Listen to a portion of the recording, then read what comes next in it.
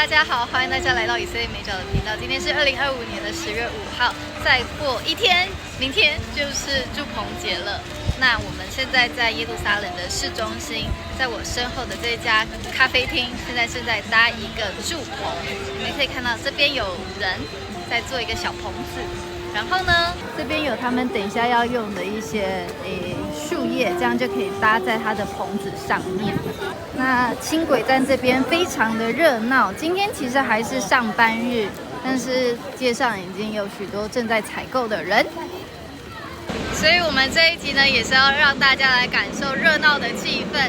我们会带大家去看住棚节市集。今天的我们呢，就是我，还有贝拉小朋友。最近因为做工程的关系，到处都是这样灰灰的，很多的大楼都在修理，还有轻轨线，新的轻轨线的建设。这个就是之后在耶路撒冷市中心会有多一站的火车站。前面就是要带大家看的住棚节市集。那这间餐厅的住棚已经搭起来了，但是里面还没有放椅子，也还没有放漂亮的装饰。这个住棚已经搭好了，它其实就像是一个户外的客厅，这是会堂的住棚。那这边也有一个小摊位，但是我们还是直接去前面的住棚节市集，但是它卖很便宜，4样才50块。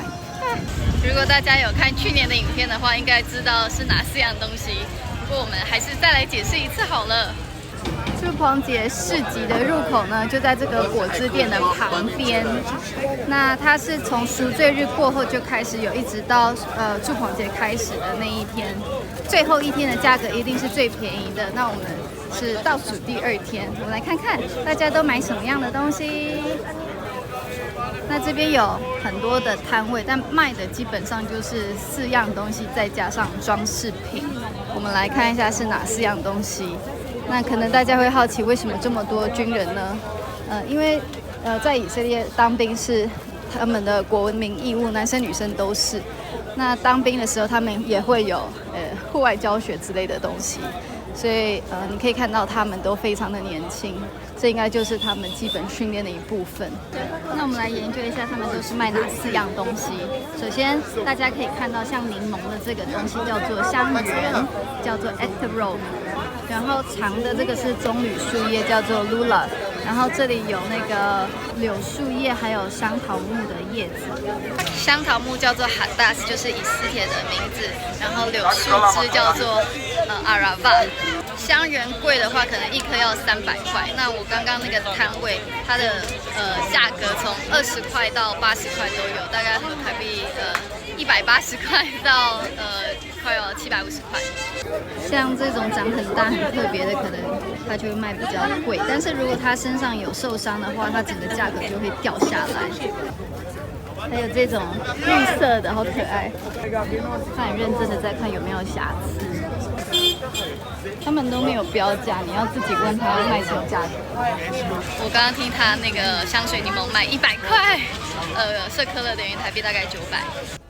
为什么要过住棚节呢？这是根据圣经利未记23章39到43节。你们收了地的出产，就要从7月15日起守耶和华的节7日。第1日为圣安息，第8日也为圣安息。第1日要拿美好树上的果子和棕树上的枝子与茂密树上的枝条，并河旁的柳枝，在耶和华你们的神面前欢乐7日。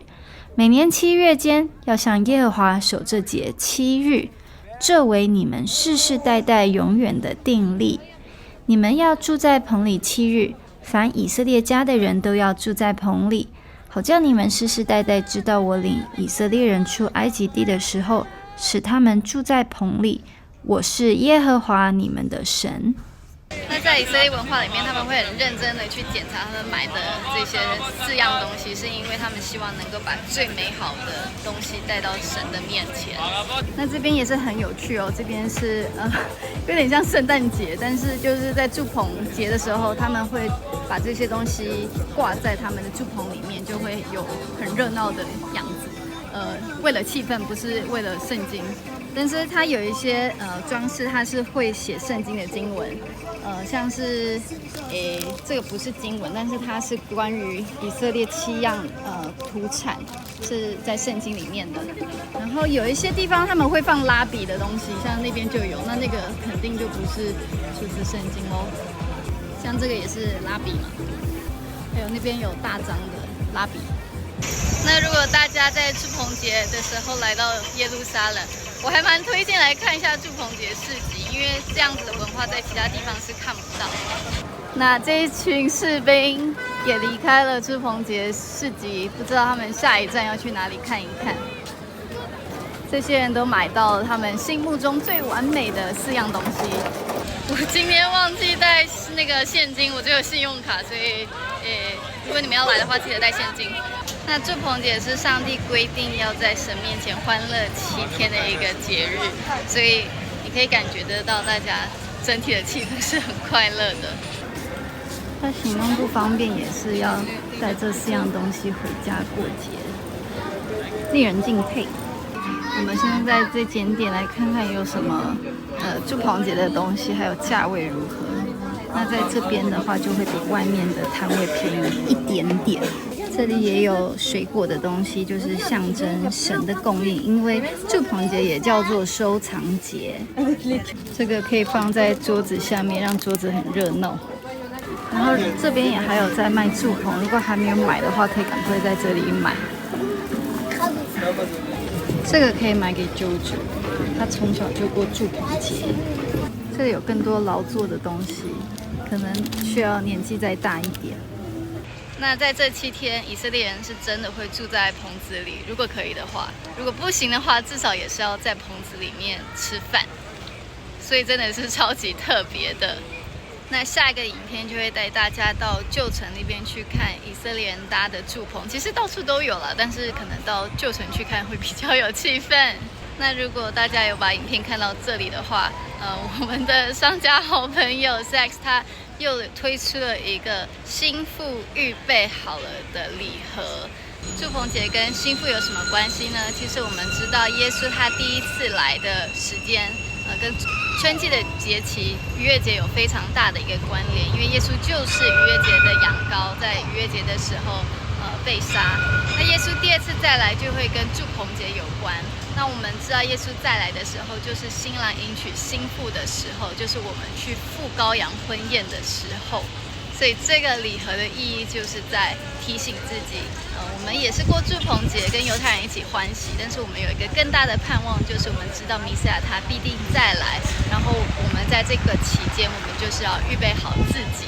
那在这个新妇预备好的礼盒里面有什么东西呢？我会留到下一集再跟大家分享，但这一集就先跟大家讲，它的重点就是这个丝巾，白色丝巾上面用希伯来文写ani雷斗地雷斗地利，我属良人，良人也属我，这是出自于雅歌。那这一条项链也是写一模一样的希伯来文的字。剩下的东西我们就下一集再见啦，大家拜拜。